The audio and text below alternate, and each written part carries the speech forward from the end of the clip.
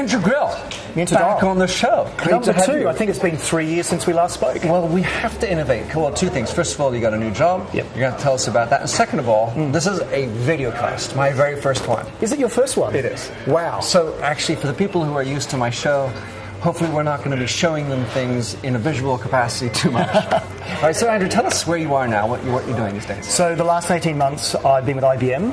As you know, I've been in startups for 12 years. When we last met, we were in the Adam Street Club, I think, after some conference. Change of a club. And I was CEO of Cred. So fast forward to 2015, I'm now Global Managing Partner for what we call IBM Social Consulting, which is a very exciting new role. What does that entail? It means that what we're doing is we're becoming that one-stop shop in IBM for all things social. So bringing the best of our software services, bringing the best of our consulting people, bringing them together, and really being those subject matter experts on the nature of social consulting to go and talk to our clients. It's incredibly exciting. So you're not really selling systems, you're more consulting and helping them figure out possibly IBM systems, but also other systems. Yeah, it's consultative selling, so it's not a case of we think you should have these many software licenses. It's what is your business problem and how can we best solve that, and how can we take you along a journey that isn't just technology. A lot of our clients have embedded technology, and what they're saying is we need to do a change culture program. How can you take us from where we are today to this whole new way of working? And it's a step change, really. And so you actually provide that culture change consultancy and that drive down, dig down. How far do you go into the organization? Wow, we have thousands of change consultants. I keep discovering them throughout the organization, whose sole purpose is to do that warm and fuzzy, that talent bit as well. But we also have people that are deeply involved with the software side. So we have, IBM has so many rich assets. I can always find someone that can help a client on some part of their business. So, this is something I love to work on as well. How do you bring that change down into the organization? What are kinds of avenues that, in order to make that successful, as you try to drive it down? Really good example I can talk about Tesco, the world's second largest retailer, the UK's largest retailer. Alison, who is their CHRO, said, how do you make a big company feel small? And so we helped them along their journey with the collaborations tool, but it wasn't about the technology. They already had the technology in place. They wanted to be able to get their colleagues, the people on the shop floor, talking to each other. And so it was a case of, allowing them to actually have their mobiles out on the shop floor when they were wanting to communicate. Things like helping to install Wi-Fi in the store so they could connect. And once that was all there, then encouraging them to talk to each other. So a good example, I'm in store 5704, I've just had too many strawberries delivered. So rather than having to ring up head office and wait in a queue, I literally post an update on the internal social network saying, I've got too many strawberries, who wants them?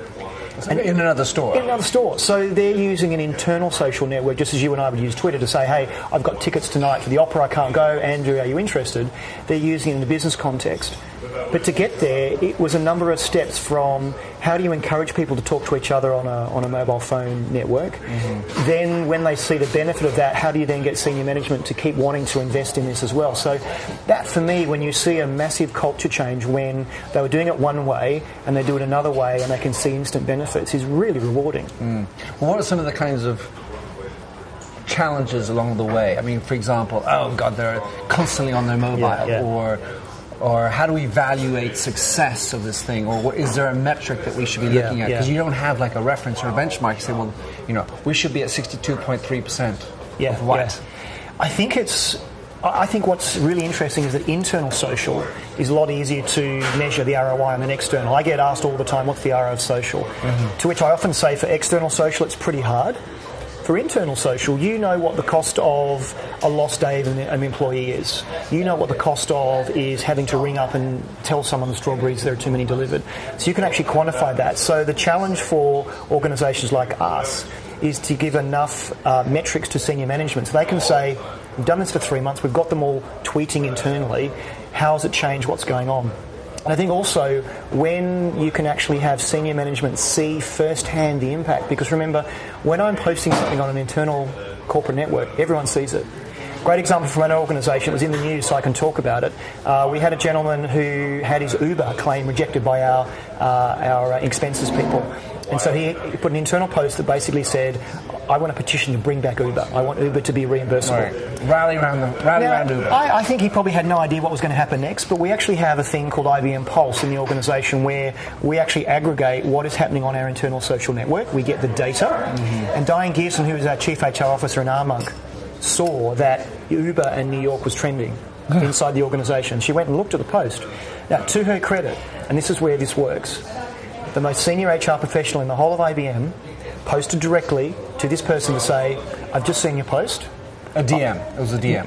Public. Okay. Posting on his thing, on the petition, it's Diane Gearson, here's HRO Officer of IBM. I've just seen your post. I didn't know that we didn't accept Uber. I'm going to look into it and I'm going to change the policy. So anyone that sees that post can see that, first of all, there was some constructive criticism, which is encouraged.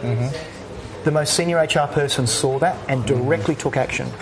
And I think what we've seen at IBM, we've been doing this for 5 years now, when you've got senior management actually able to literally feel the pulse of the organisation and anticipate and correct issues in real time in a public way, you don't actually have that RO conversation anymore. Yeah, because they get it. They get it. So, Andrew, when you were running Cred, you were out there, obviously you were preaching and, being an example of what you needed to do as the boss. Sometimes I feel like it's sitting in an ivory tower to say that all C-suite should also be getting it and doing it themselves. What's your position on that? Yeah. And what do you think of some of the business cases as to how to encourage more people in the C-suite to be more involved, like this lady who's on... Great question. So what I don't advocate is every C-suite goes on social media, because for some of them it's not natural. I look at social or digital as a language. So I know that you speak French. I speak very bad French. But let's assume that IBM sent me to France for a year. I would have to very quickly learn French again, not just to understand, but to be understood. So I think what you need to do as a chief executive is not necessarily be completely proficient in the language of social and be on and tweet all the time. And I'll give you some examples in a second of people that are. But you need to know enough to understand that language.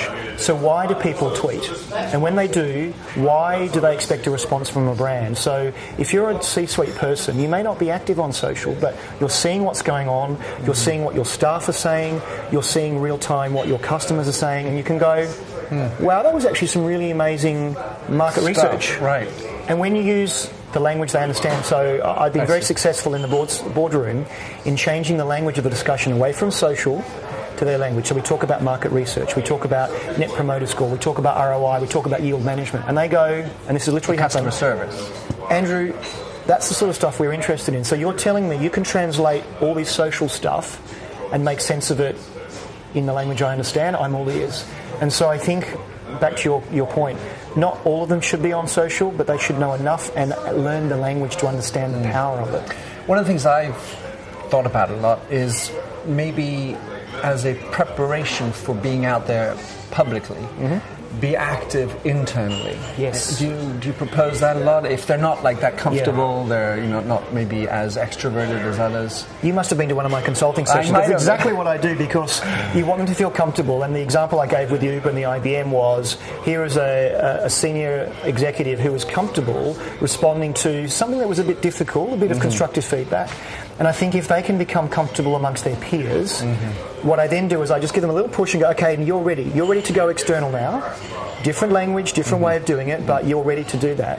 And the ones that have done that, when I joined IBM, about the fourth week in, I was thrust in front of 700 IBMers at Excel to talk about what I did. And I gave the story I just told you, that you need to understand the language, you need to practice this social stuff. And I had a number of people come up to me after and say, you know what, I needed someone like you to say what you said in your own personal journey of how one tweet got your job at IBM. Right. I'm going to try this now. And the most humbling thing is, months later, I had some of these senior VPs come up to me to say, I've done it, and I'm really enjoying it. Because what executives need, is a feedback loop. Yeah. So they do something, it's uncomfortable, someone, be it another colleague or a customer, comes back and said, oh, that's great, you're on social, I'm glad that you've got a voice. And they go, oh, wow, I enjoyed that, I'm going to do it again. Yeah, one of the things that, if you're talking about the social external, it's always about the crisis, or what if, a customer says something bad, or I say something wrong. Yeah. And so you get to practice that internally. As long as you have the culture, you give permission to everybody to say constructive criticism, and don't frown on that and impeach or impall people for saying things are negative. Because if you can learn how to treat the negative, then not only will you learn how to do that externally, you're going to foster a better, more vibrant internal culture. People feel comfortable to be constructively critical, and I think in an organisation there is a right and a wrong way to do that. I don't see on a network people complaining using bad language. The guy with the Youre example, it was constructive, it was factual, it was saying, I just don't think it's fair, and if you read it, it'd be like, I think he's got a point. So I think when you have other people and your peers, you're not going to rant and rave. I mean, that may happen in some organisations, but I think it just on social media, if someone is tweeting me with some bad language, my community is going to go, can you stop doing that? Right. That's not necessary. So you were mentioning just before some examples. Who do you say are some good examples to look at in terms of how they figured it out, their bio, the way their language, whatever? My favourite example is Ronan Dunn from O2. So I thought you probably expected me to say that because, one, he totally gets social. He's on there, he's active, he's warts and all. I mean, he's not doing all the customer service. He even supports Ireland openly. Yeah, he does. No, I like that. Yeah, exactly. No, but because in the end of the day, that shows that he's putting his, it's him. It's his personal Even brand. if he has Britain as his domain, yes, he's prepared to, or UK, he's prepared to talk about Ireland and say, at the risk of offending customers. But I think he's got firsthand that by him being the voice, and it really is him doing the tweeting, not some team, he gets that direct customer feedback. He's also learnt the language. Now, I think he's a new breed of executive. Right. The thing is, in 10 years' time, actually in 5 years' time, we won't be having this discussion because the next wave, these millennials coming through, won't be a case of, are we on Twitter? Should we be on Twitter? Well, I've been there for 6 years. I mean, I'm going to instill all those processes I've been using in my personal life and my professional life into the organisation. So just two things. First, O2 challenger, more of a challenger. Do you think that contributes to the desirability and the agility and the desire to be out there and make a difference? Yeah, but I mean, you could say the thing about 3, and I don't see 3 CEO being as active as Ronan is. So I think it's down to the personality. And I've met Ronan. I think it's him being very comfortable, but also very smartly taking the lead. So all of his staff are going to say, look what the chief's doing. We should do that as well. And I think when I advise clients that the hardest thing to do is to get those top leaders engaged in doing it, because everyone else is going to say, I should do that too because the boss is doing it. All right, so talking about Twitter, all right, at the end of the day, there's LinkedIn and there's Twitter for business. The rest, there are other things you can use. But as a personal executive, Twitter is a great second space to be in, one or the other, or both. Yeah. But Costello's out. Is Twitter around forever? And do you? Because you build up a big Twitter following, and you do all that work, and you learn all the things, and of course that learning hopefully will be useful for Twitter too, or whatever else comes out afterwards. But does that, personally, do you think that's sort of a risk? And where do you go with that? I think, take it back a bit. I think the risk for all social networks that started 5 or 6 years ago is they're beholden to the advertising model. So what pays the bills at the moment is an ad company on behalf of a client buying an ad unit, be it a promoted tweet, be it a suggested tweet, be it a Facebook post or whatever. And we all talked about Facebook Zero, where to get noticed now on Facebook you have to pay to play. How do you change the monetization model where you're not so reliant on the old way of advertising? Because I say this a lot at conferences and I get beaten up for it. I don't read ads anymore. I get my marketing recommendation from you, from my network, from people I trust. And if we assume that if I'm 5 years ahead of the curve and we're both 5 years ahead, in 5 years' time you won't have as heavy reliance on above-the-line advertising, how do those social networks that are beholden to that survive? I think the richness will be in the data. So Facebook has 10 plus years of data, Twitter has 9, 8 years of data. How do you sensitively use that in a marketing way, in a way that makes me feel comfortable? I mean, I've had, in the last 7, 8 years, 33,000 tweets. I think there are probably 2 brands that have ever done anything with that data to delight me, yet I'm telling the world what I like, where I am, what I do. I think the data will be the thing that people start monetizing when we have ad fatigue. So to your point, I think Twitter, Facebook will be around in different incarnations. Someone will fund them differently. But I think they need to decouple themselves from the ultra-reliance on traditional advertising. And hopefully, so do you think they need to hire a big data officer? I would assume they have one already. A CEO who's more data oriented. That's up to Henlick and Struggles, whoever's actually. But I think any organisation, and again, I mentor a number of millennials. You know some of them as well.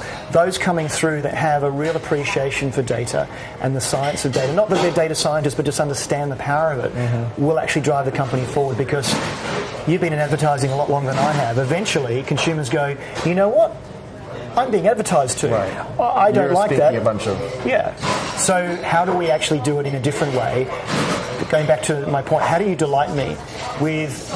I don't see it as an ad. I see it as a bit of information that's valuable. Yeah. But I don't want to see every single ad. I want to see the ones I'm interested in. But as a marketer, who wants to market to Andrew's segment of 5 versus segment of 5 million? Who's going to get your bonus for marketing to 5 people? It's a challenge. Advertising practitioners in a survey that comes out every year are trusted slightly more than second-hand car second-hand car dealers. Anyway, quite crazy. So let's say we're talking about social media, and under the belief that social media is a valid channel for customer service, how do you qualify that statement? So I'll answer in a slightly different way, and I came up with this analogy that I think works well. So you and I are old enough to know what a switchboard is. My daughter, when we were in Canberra, actually played with one from the museum where you actually take the plug out. And I took a friend of mine a while ago to the Science Museum and showed her an old switchboard, and she said, I've never seen one of those before. So there is a section of the generation that have never seen this. But I think a lot of companies, and especially around customer service, are becoming social switchboard.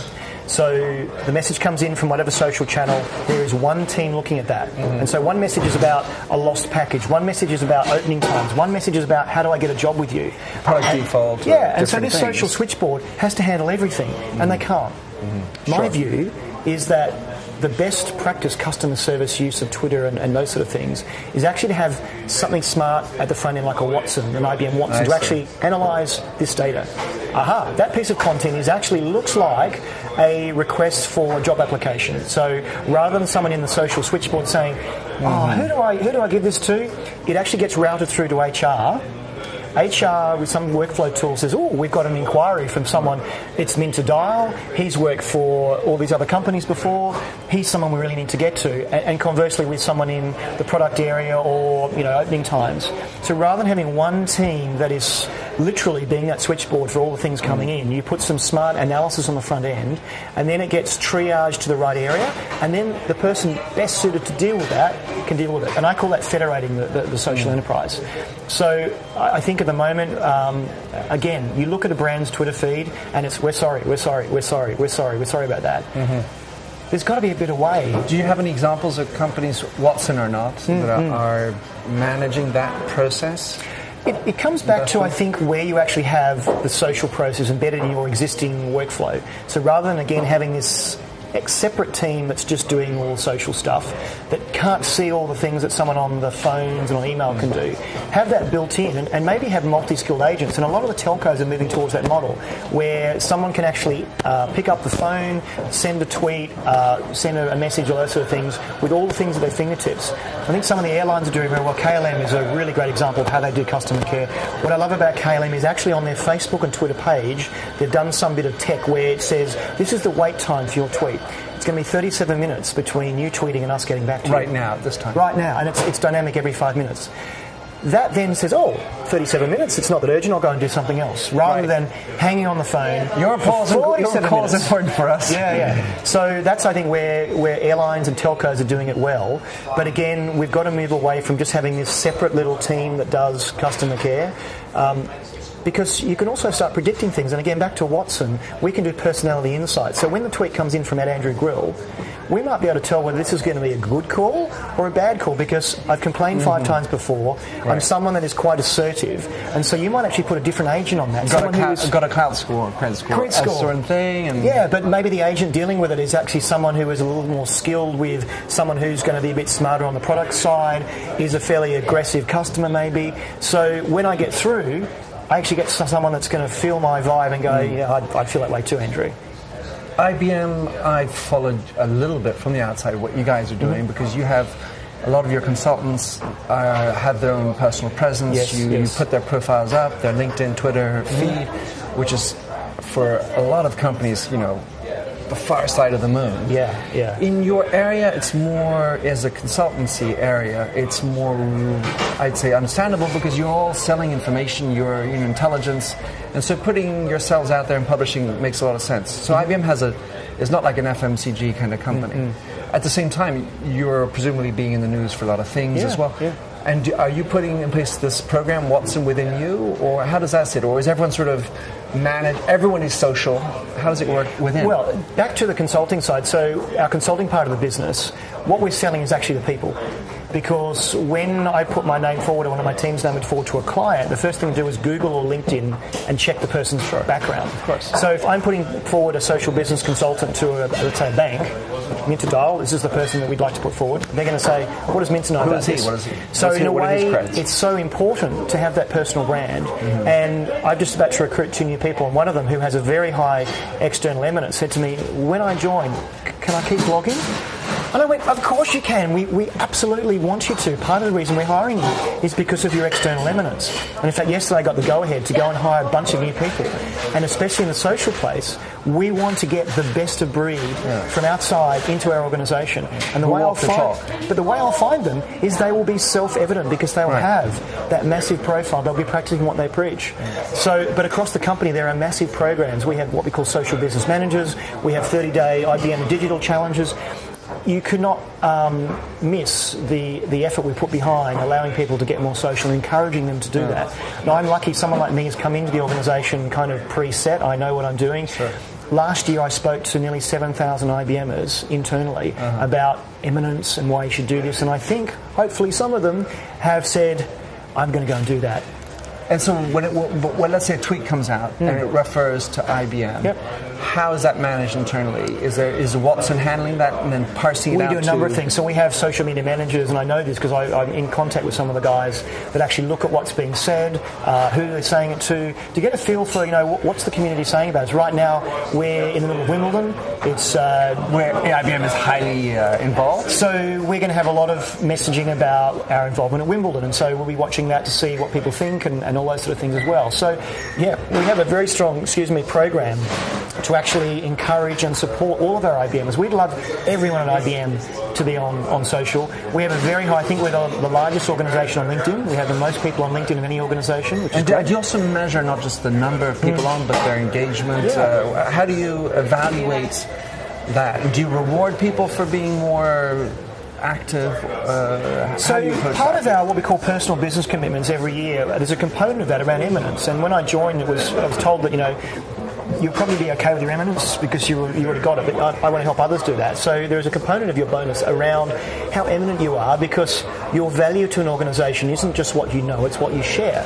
And so we've got highly eminent IBMers and up-and-coming IBMers who are able to share the IBM story authentically. I mean, I generally don't retweet our press releases. Not that there's anything wrong with them, but they probably could be improved, Andrew. I can say that I'm an expert. But I want to put my own view on that. Right. So I want my audience to understand, from my point of view, what that means. And I think it's more authentic coming from an IBMer that's actually looked at the press release and I can augment that. So we absolutely encourage it. Yeah. And do you measure the eminence? We do, in a number of different ways. In fact, we do it internally as well. So on our connections platform, I'm actually able to see my own scorecard. So I'm able to see how I'm doing compared to my group, my peers, and the organisation. And I think I've got a score of 87 out of 100, which is okay. A bit more work at the moment, but I can see where I can work on that. So we definitely measure it, That's very cool. All right, so talking a little bit differently from social media, because the world is full of other things as well. Oh, really? And, don't you think? New tech. So what are the things that excite you in new technologies? If you look at besides big data as a concept, but the new technologies that are out there, which ones excite you? I'm going to go really old school. You sent me these questions beforehand, and you said, is it wearables? Is it augmented reality? It's data.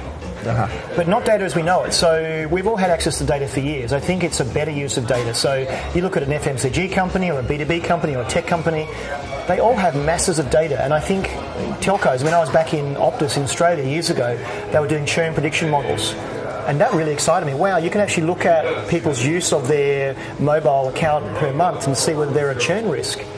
Wow, and this is 10, 15 years ago. So I think it's not new tech, but it's a new way of using it. Companies that actually harness how to use data in a different way. We talked before about reliance on ad models. Can you start to use data as that rich resource? And it can be raw data, it can be processed data.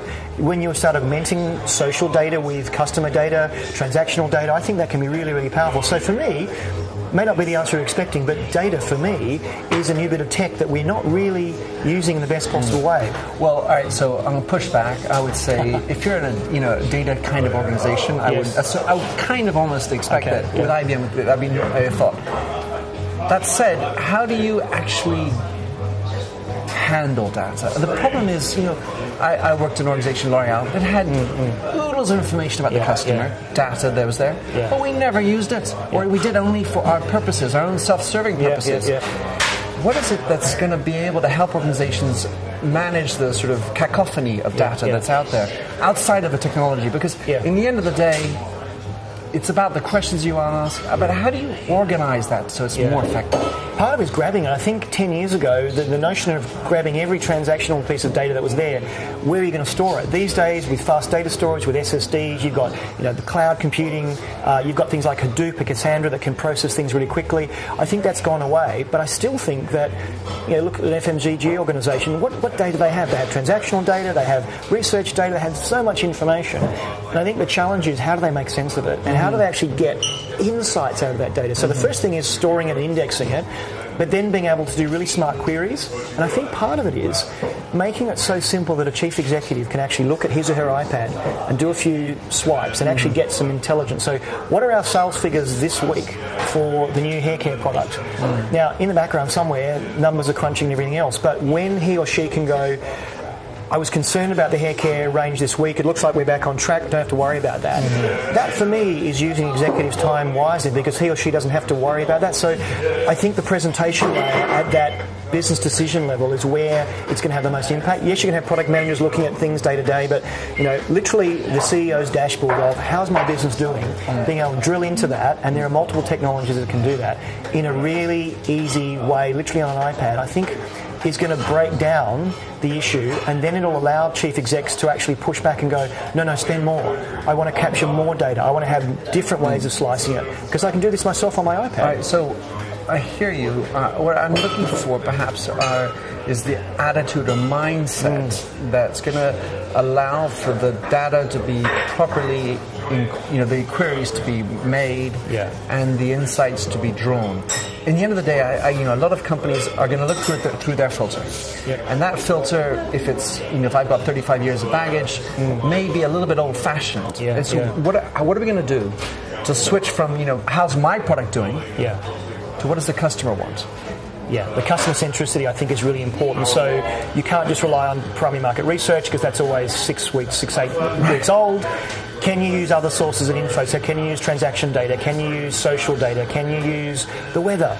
So, we did a partnership with the Weather Channel. And the weather is probably the most amazing piece of big data ever because you can start predicting that. So the whole notion that we forecast weather, the reason the BBC can say tomorrow's going to be 30 degrees is because they've got years of experience of looking at all these data points to forecast that. So look at all the other data around you. When they talked about the Weather Channel partnership, I thought, that's the most amazing data set that maybe an FMCG company wouldn't think about because humidity is going to have frizzier hair, hotter weather is going to be better ice creams, all those sorts of things.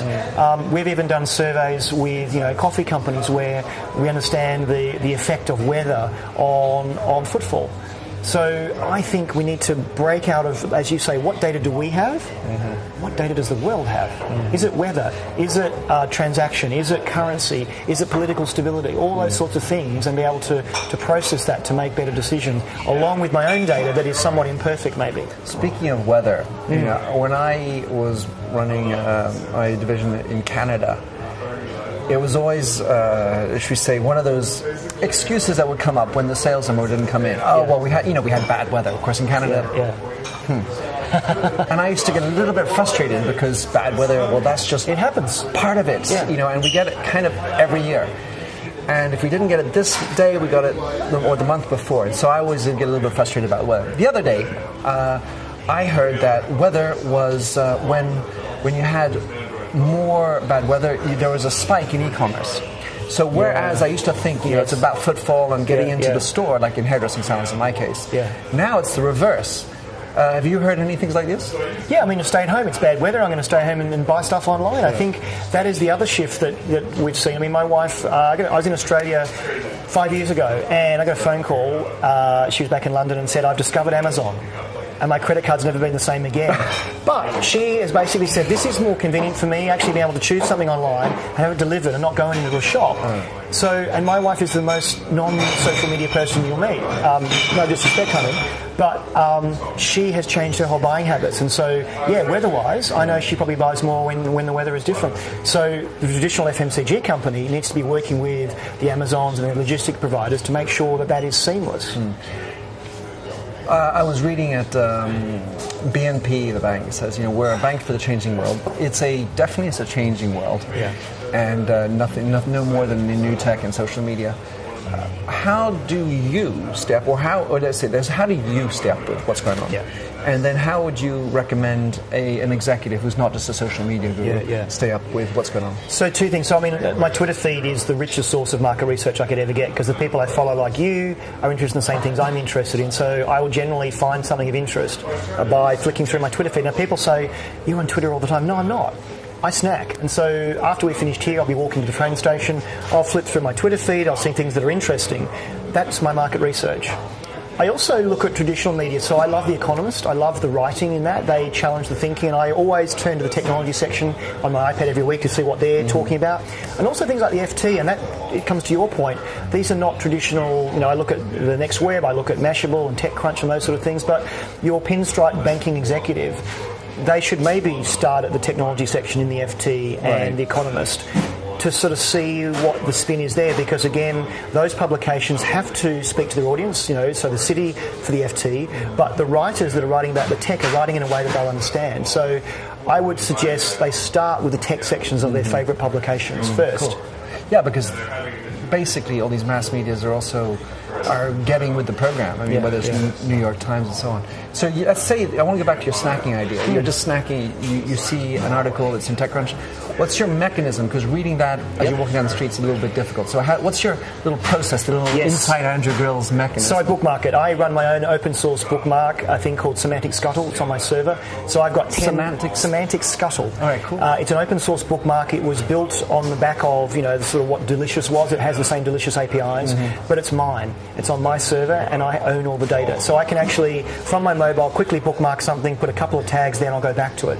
And you know what? 6 months later, when I go, what was Minter talking about? I'll actually probably put your name there, so I'll put tag them. Yeah, and I can search for it, and I go through it. So when you bookmark, you said you put some tag there, yeah. and I save it, and I'll come back to it, and I know that it's there, and I can search for it as well. So I have my filing system, and it's all private. It's all only I can see it.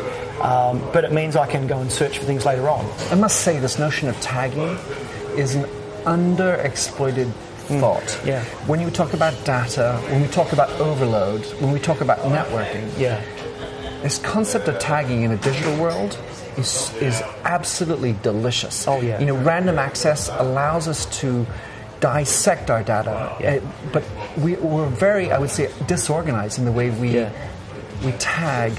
We're a little bit chaotic, and as an organization, you kind of need to have the whole organization tagging in the same way in order for everybody to have sort of meta level within the organization. For you to know that it's Minter, you have to remember Minter, or do you want to write just the American in England, or how do you associate me? How do you label me? And all that. And the tagging, it's a methodology, and so I will tag something I'm interested in, maybe where it was. So if it's to do with Australia, I'll tag that. I'll tag the person involved, and I'm doing that religiously. So everything I find, I tag, and it means that when I want to find it, it's all there. And you get a structure, and I'm probably only using 30 or 40 different tags now. But the inside thing is important as well. When people inside our organisation tag people on our internal collaborative network, that then drives what's called expertise locator. So someone's looking for a consultant based in London that knows about social business, I'll come up because I've been tagged, or other people have tagged me. Yeah, that's brilliant. Super. Andrew, loved it. Fun. We got some blinking lights going for fun. Anyway, that's the party's coming up. So, Andrew, how can someone follow you? What's the best way? Twitter's the easiest way, at Andrew Grill, or you can have a look at my blog, londoncalling.co. That's londoncalling.co. How often do you blog? More regularly now, probably once or twice a month, maybe a bit more, when something really excites me. But Twitter is probably the place you'll find me. I'm a regular reader. Great to have you on the show, Andrew. Thanks, Minto. Good to see you.